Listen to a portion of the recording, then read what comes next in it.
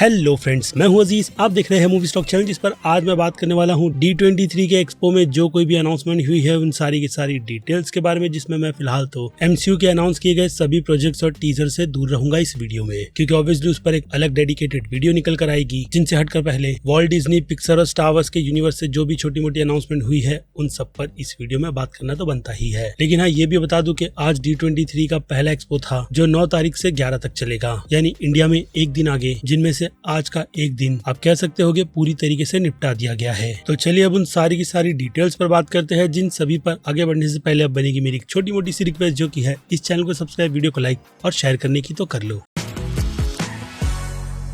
So friends, तो शुरुआत करें सबसे पहली ही अपडेट से। तो ये अपडेट काफी धमाकेदार एक्चुअल में डिज्नी के इंट्रो से हुई थी, जिसके बाद तुरंत ही स्टेज पर ड्वेन जॉनसन को इंट्रोड्यूस करवा दिया गया, जिन्हें लेकर के अगर आपको अपडेट नहीं है तो बता दूं कि वो वहां पर मोआना 2 के प्रमोशन के साथ साथ अपने अपकमिंग एक प्रोजेक्ट मॉन्स्टर ट्रक के यूनिवर्स से भी रिलेटेड अपडेट देने आ गए, जिनकी मूवी का ऑफिशियल टाइटल मॉन्स्टर जैम है, जिसे लेकर के डेफिनेटली आप कंफ्यूज ही हो गए होंगे कि असल मायने में ड्वेन जॉनसन की इस फर्स्ट लुक डील में इस तरीके के प्रोजेक्ट को इंक्लूड क्यों किया गया है। वेल, तो बता दूं कि मॉन्स्टर जैम की पूरी एक ऐसी मर्चेंडाइज भी है जिससे कि आप समझ सकते हो कि फायदा डिज्नी वालों को बहुत नहीं बल्कि हिसाब से काफी ज्यादा होता है। यानी बच्चे इन मॉन्स्टर ट्रक्स को बहुत ज्यादा पसंद करते हैं। बट अफसोस ये भी बात किसी से छुपी नहीं है कि इस पर पैरामाउंट वालों ने पहले एक लाइव एक्शन फिल्म भी अनाउंस की थी, जो कि बॉक्स ऑफिस पर रिलीज होते के साथ में ही पूरी तरीके से फ्लॉप हो गई, जिसमें मैं कहूंगा कि फिल्म के रिव्यूज भी मैटर करते हैं। लेकिन खैर, अब देखते हैं कि इस बार डिज्नी के पूरे कोलैबोरेशन के साथ मॉन्स्टर ट्रक के इस यूनिवर्स में ड्वेन जॉनसन अपनी प्रेजेंटेशन, वो कहते हैं ना कि लोगों के बीच दर्ज भी करवा पाते हैं या नहीं, जो बस मुझे नहीं लगता है कि सिर्फ इसी एक प्रोजेक्ट से रुकेंगे। यानी फ्यूचर में उनके डिज्नी की कोलैबोरेशन के साथ हो सकता है कि स्टार वार्स के साथ साथ मार्वल के यूनिवर्स में भी किसी न किसी तरीके के प्रोजेक्ट नजर आ जाए। लेकिन अभी के लिए तो आप कह सकते हो कि उनकी इस प्रेजेंटेशन में ये एक ही फिल्म शामिल है, ये प्रोजेक्ट। इसके अलावा अगर आपके दिमाग में वो कहते हैं ना कि ड्वेन जॉनसन की कंपनी की स्ट्रेटेजी समझ नहीं आ रही, तो मैं आपको एक नाम पॉ पेट्रोल फिल्म का भी दूंगा, जो दोनों ही पार्ट हिसाब से बहुत ही ज्यादा कम बजट में बनाए गए थे, या फिर कहूँ 30 मिलियन के आसपास के बजट में, जिन फिल्मों ने बॉक्स ऑफिस पर 100 से लेकर के 200 मिलियन तक की कमाई की थी। यानी प्रॉफिट इन प्रोजेक्ट से साफ साफ दिखता है, जिस पर पेरेंट्स ना चाहते हुए अपने बच्चों को ऐसी फिल्में थिएटर में दिखाने के लिए ले जाते हैं, ताकि वो लोग इन फिल्मों को थिएटर्स में अच्छे विजुअल्स के साथ देख करके बहुत ज्यादा एंजॉय करें। तो शायद ड्वेन जॉनसन भी कुछ उसी ट्रैक पर है। जिसके बाद आ जाए सीधे मोआना के रिलीज किए गए ट्रेलर पर। तो टीजर में हमें इसके वर्ल्ड से इंट्रोड्यूस करवाया गया था, तो वही अब ट्रेलर मोआना की इसी साल 27 नवंबर की आने की पूरी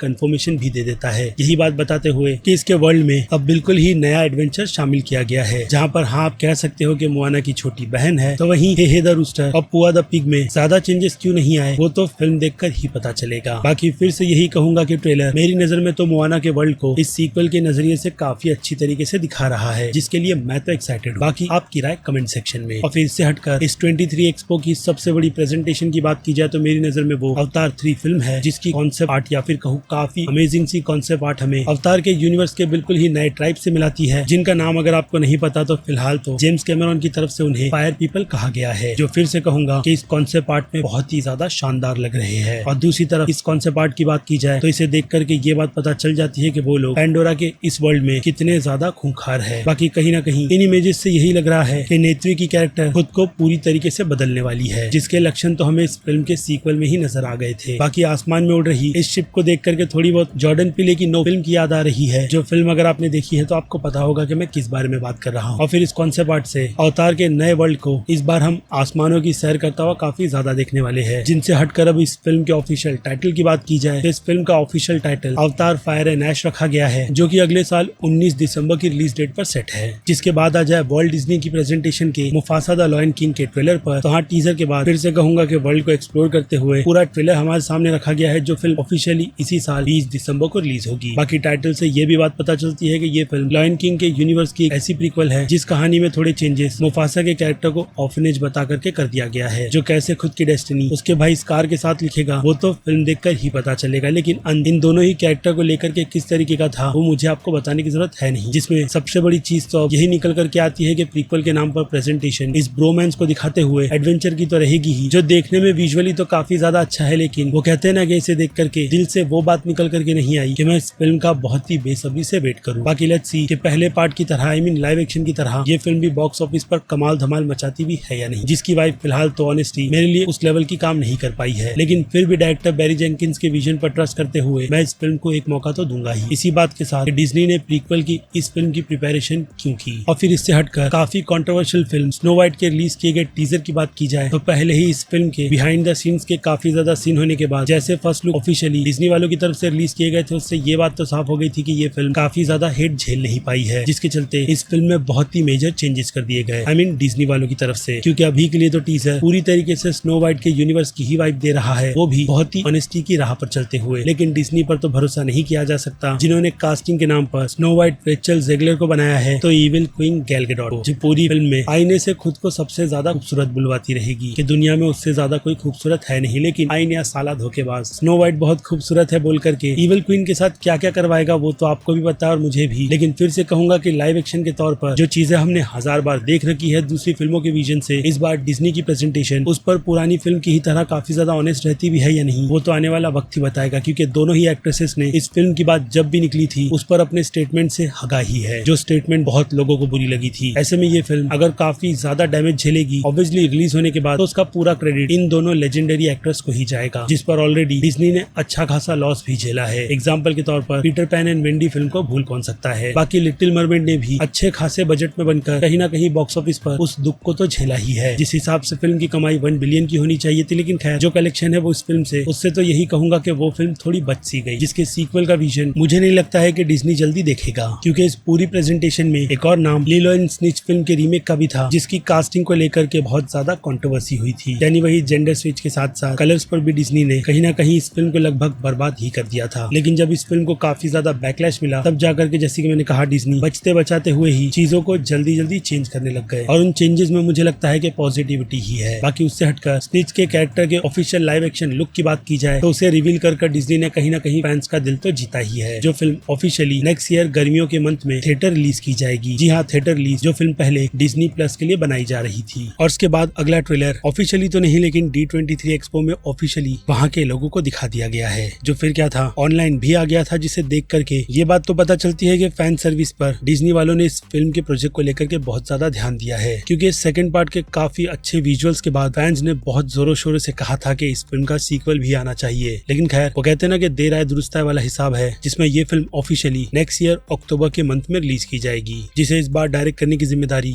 योआकिन रोनिन को दी गई है, जो डिज्नी के अंडर आने के बाद आप कह सकते हो कि कुछ खास ज्यादा अच्छा कमाल कर तो नहीं दिखा रहे, जिसके पहले उन्होंने अपनी पहचान कौन-ती नाम की फिल्म से लोगों के बीच दर्ज करवाई थी। लेकिन ट्रॉन एरिस फिल्म के टाइटल के अलावा कास्टिंग के बारे में भी आपको थोड़ा बहुत अंदाजा होगा ही कि इस फिल्म में हम Jared Leto, Evan Peters, Gillian Anderson, Cameron मोनागिन और ली ग्रेटा नाम की एक्ट्रेस को भी देखने वाले हैं, जिन सब के बीच इस टीजर में हसन मिंजा और सरप्राइजिंगली जेफ ब्रिजेस को भी दिखाया गया, जो वही अपने पुराने कैरेक्टर केविन के रोल में रिटर्न आएंगे, क्योंकि इस बार सिचुएशन वर्चुअल वर्ल्ड की नहीं बल्कि इंसानों की दुनिया की है, जहां वो लोग पहुंच चुके हैं। यानी ट्रॉन की पूरे यूनिवर्स को लेकर के जिस प्लान को एग्जीक्यूट करना था फाइनली, वो अब इस फिल्म के तीसरे पार्ट में कंटिन्यू किया जाएगा। बाकी इसके ट्रेलर को देख करके ये बात भी पता चलती है कि फिल्म के विजुअल्स को रियलिटी के साथ मिला करके ऑडियंस को कुछ अच्छा ही दिया जा रहा है, जिसका वेट मैं अब बहुत ही बेसब्री से कर रहा हूँ। बाकी हाँ, ट्रॉन लेगेसी से ड्रिफ्ट पंक का भी नाम जुड़ा हुआ है, जिन्हें इस बार रिप्लेस 9 इंच नील्स करेंगे। और फिर इसके बाद डिज्नी की सबसे बड़ी एक और अनाउंसमेंट की बात की जाए तो इनक्रेडिबल्स 3 फिल्म की ऑफिशियल अनाउंसमेंट फिर से ब्रैड बर्ड के नाम के साथ की गई है, जो मुझे लगता है कि इस यूनिवर्स को बहुत ही अच्छी तरीके से समझते हैं। लेकिन इसमें अगर मैं कुछ चेंजेस चाहता हूँ तो वो है थोड़े से टाइमलाइन का जंप और काफी आइकॉनिक सा विलन, जो कि ठीक फिल्म के पहले पार्ट की तरह लोगों को याद रहे। बाकी यहाँ कह सकता हूँ कि सीक्वल फैन सर्विस के साथ साथ हमारी सारी पुरानी यादों को ताजा कर देता है, लेकिन इस बार जैसे कि मैंने कहा हम थोड़े चेंजेस चाहते हैं, जिस फिल्म से रिलेटेड बाकी और कोई भी डिटेल रिवील नहीं की गई। और फिर इससे हटकर टॉय स्टोरी 5 फिल्म से भी कुछ डिटेल्स प्रोवाइड की गई, जिन डिटेल्स में ये फिल्म 19 जून साल 2026 को रिलीज होगी। तो वहीं इस फिल्म में बज लाइटयियर की 50 नंबर के संख्या की आर्मी भी है, जिसे आप कह सकते हो कि मेल फंक्शन यानी कि खराब हो गई है, जो असल मायने में विलेंस के साइड है। यानी इस फिल्म में हम कहानी के आर्क में इलेक्ट्रॉनिक टॉयज की जंग देखेंगे, जिन सभी पर आज की तारीख में बच्चे निर्भर है। लेकिन पुराने टाइम पर टॉयज सॉफ्ट और क्यूट ही होते थे, जिन्हें अब इस फिल्म में कहानी के माध्यम से किस तरीके से प्रेजेंट किया जाएगा, जिसकी डिमांड किसी ने भी नहीं की थी। लेकिन कहानी अब काफी ज्यादा इंटरेस्टिंग है, जो आज के टाइम से बहुत ही अच्छी तरीके से डील करती है। तो वहीं इस फिल्म के फर्स्ट लुक में हमें वो चीज भी बिल्कुल साफ साफ नजर आती है कि कैसे बच्चे अब चमक धमक की दुनिया को ही अपना करके बैठे हैं, जिसमें मोबाइल और टैबलेट्स भी आप इंक्लूड कर सकते हैं, कि कैसे उनके चक्कर में बच्चों ने मेरी नजर में तो अपना बचपन खो सा दिया है। जिन सब में एक और क्वेश्चन इंट्रोडक्शन वुडी के कैरेक्टर का भी है, जो मेरे हिसाब से इस फिल्म में तो होना नहीं चाहिए। लेकिन खैर, अब वो कैसे रिटर्न कर रहा है और उसकी सिचुएशन क्या है क्या नहीं, वो तो फिल्म आने के बाद ही पता चलेगी, क्योंकि काफी अमेजिंग मोमेंट्स को फिल्म के चौथे पार्ट में बहुत ही अच्छी तरीके से डिलीवर किया गया था। और अब फिर से इस फिल्म से क्या अलग किया जाएगा उस बारे में आप मुझे कमेंट में लिख कर बताइएगा। जिनमें पिक्सर्स की बात हो ही रही है, तो इसके अलावा विन और लूज जैसे प्रोजेक्ट की भी अनाउंसमेंट पिक्सर की पहली सीरीज के तौर पर कर दी गई है, जो सीरीज हमें डिज्नी प्लस पर 6 दिसंबर से देखने के लिए मिलेगी, जिसका बाय द वे एक छोटा सा पोस्टर और टीजर भी रिलीज किया गया है, जिसमें लेट्स होप कि पिक्सर वाले बकचोदी बिल्कुल भी ना करे। और इससे हटकर पिक्सर के एक और प्रोजेक्ट ड्रीम प्रोडक्शन की भी अनाउंसमेंट कर दी गई है, जो कि हाँ इनसाइड आउट की दुनिया ही है, जिसका छोटा सा ग्लिम्स हमने ऑलरेडी इनसाइड आउट 2 फिल्म ने देख लिया है कि किस तरीके से ड्रीम प्रोडक्शन रायली के दिमाग में सपने बनाते हैं। लेकिन अब सीरीज के माध्यम से उनका टेक कहाँ जाएगा उसके लिए करते हैं थोड़ा सा वेट, क्योंकि सिर्फ अनाउंसमेंट ही की गई है, रिलीज डेट कंफर्म बिल्कुल भी नहीं। जिससे हटकर पिक्सर की अपकमिंग फिल्म और नया एनिमेशन स्टाइल के साथ हॉपर के प्रोजेक्ट की भी कंफर्मेशन कर दी गई है, जिसमें जॉन हम मेयर के कैरेक्टर की वॉइस देंगे, जो पूरी तरीके से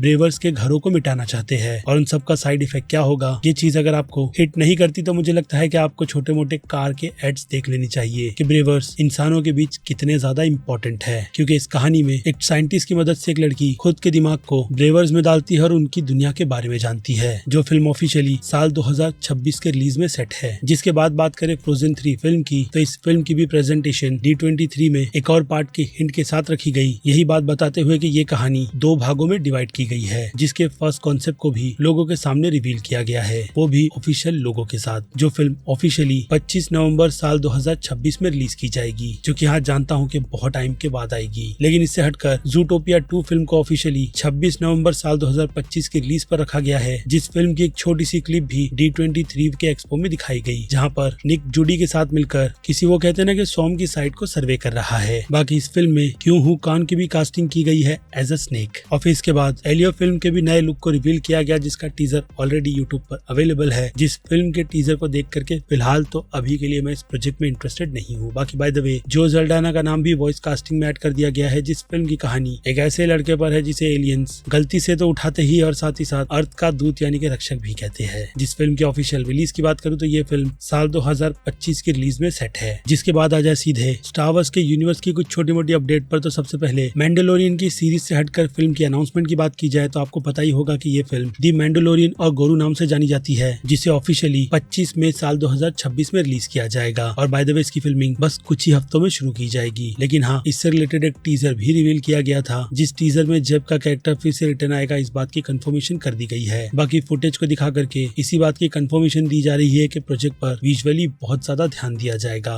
क्योंकि इसे डायरेक्ट करने की चेयर पर जॉन फेवरो को बिठाया गया है, जिन्होंने असल मायने में इस यूनिवर्स को लोगों के सामने बहुत ही अच्छी तरीके से रखा था। जिसके बाद फिर क्या था, फैंस इस सीरीज के दीवाने हो गए थे। लेकिन 2 सीरीज के बाद इस सीरीज ने खुद के यूनिवर्स की बैंड बजवाई है, जिस पर लेट्स सी डिज्नी फिल्म के माध्यम से कवर अप कैसे करता है। जिससे हटकर अब एंडोर के सीजन 2 की बात की जाए तो इससे भी रिलेटेड छोटी मोटी अपडेट दी गई है, इसी बात को कंफर्म करते हुए कि ये सीरीज 2 मेजर कैरेक्टर कैर्निक और फॉरेस्ट व्हाइट वॉकर को रिटर्न लाएगी, जिस सीरीज को ऑफिशियली नेक्स्ट ईयर के रिलीज के शेड्यूल में डाला गया है। और इसी के साथ साथ इसके कुछ कॉन्सेप्ट्स आर्ट्स भी दिखाए गए, जिसकी ज्यादा इन्फॉर्मेशन मेरे पास है नहीं। और टाइम जंप को लेकर के कंफर्मेशन 4 साल की दी गई है, जो कि असल मायने में रोग वन के इवेंट पर रहेगी, जिसके पहले सीजन को अब तक मैंने नहीं देखा है, इसलिए ज्यादा इन्फॉर्मेशन इस सीरीज से रिलेटेड मेरे पास फिलहाल तो आपको नहीं मिलेगी। जिसके बाद स्टार वॉर्स स्केलेटन क्रू के ट्रेलर की बात की जाए तो इसके ट्रेलर से मैं कह सकता हूँ कि मेरी उम्मीद फिलहाल तो थोड़ी बढ़ सी गई है, लेकिन डर भी लगता है, जिसका रीजन तो आप सभी को पता होगा। लेकिन फिर भी कहूंगा कि जॉन वॉट्स और जॉन फेवरो जैसा नाम इस प्रोजेक्ट के साथ में जुड़ा हुआ है, जिसके ट्रेलर को देख करके प्रोडक्शन की क्वालिटी का भी अच्छा खासा अंदाजा हो जाता है। बाकी पूरा प्रोजेक्ट स्टार वॉर्स के यूनिवर्स में बच्चों के इर्द गिर्द ही है, जिन सभी को सपोर्ट करने के लिए सीरीज में जूडी लॉ का कैरेक्टर है, जो सीरीज ऑफिशियली इस साल 3 दिसंबर से डिज्नी प्लस पर रिलीज की जाएगी। हाँ, एक एपिसोड में, जिसे देख करके क्लियरली ये बात भी पता चलती है कि डिज्नी ऐसी फिल्म से नॉस्टैल्जिया ही हिट कर रहा है, जिन फिल्मों में बच्चे एडवेंचर पर जाते हैं। बाकी ऐसी फिल्मों की मार्केटिंग भी बहुत ज्यादा अच्छी है, जिसमें इस बार सीरीज किस तरीके का कमाल करती है वो तो आने वाला वक्त ही बताएगा। क्योंकि इसी ट्रैक पर बढ़ते हुए डिज्नी ने भले से कहूंगा कि पर्सी जैक्सन की सीरीज को मेरी नजर में उस लेवल का तो नहीं बनाया, लेकिन फिर भी फैंस की डिमांड पर इसके सीजन 2 की ऑफिशियल अनाउंसमेंट की गई है, वो भी इसके फर्स्ट लुक टीजर और पोस्टर को रिवील कर जो सीरीज नेक्स्ट ईयर गर्मियों के महीने में रिलीज की जाएगी। जिसके बाय द वे टाइटल की बात करें तो इस बार title the sea of monsters है, जिसके लिए मुझे लगता है कि उन्हें क्रिएटिव डिपार्टमेंट में बहुत सारे चेंजेस करने चाहिए, ताकि ये सीरीज लोगों के सीधे दिल पर जाकर लगे। और एक्टर्स से ऐसी एक्टिंग करवाओ जो कि सीरीज में सिर्फ स्क्रिप्ट रीड कर रहे हैं, ऐसे तो बिल्कुल भी नहीं लगे। जिसके बाद अगला प्रोजेक्ट फ्रिकी फ्राइडे 2 फिल्म है जिसका ऑफिशियल टाइटल फ्रिकीएस फ्राइडे रखा गया है। बाकी प्रोजेक्ट अगर आपने नहीं देखा इस फिल्म का फर्स्ट पार्ट का तो मैं आपको हाईली रिकमेंड करूंगा। जो फिल्म ऑफिशियली पहले पार्ट के ही दम पर थिएटर रिलीज की जाएगी। यानी इस प्रोजेक्ट पर डिज्नी वालों को बहुत ज्यादा भरोसा है और ऊपर से पुराने 2 एक्टर्स भी अपने कैरेक्टर के आइकॉनिक रोल में रिटर्न आएंगे। वेल तो ये थी D23 के वॉल्ट डिज्नी पिक्सर और लुकास फिल्म से रिलेटेड सारी की सारी डिटेल, जिन सभी को पूरी तरीके से निचोड़ करके मैंने आपको इस वीडियो में पूरी अपडेट दे दी है। यानी कि अब आपका काम बनता है इस वीडियो को लाइक करने का। इसके अलावा मैं हूं अजीज, मूवी स्टॉक चैनल फिर से कहूंगा लाइक शेयर और सब्सक्राइब। मिलते हैं जल्द ही दूसरी किसी वीडियो में। Till then bye.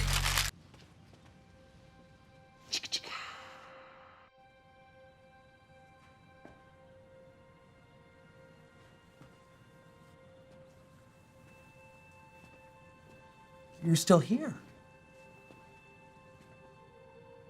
It's over. Go home.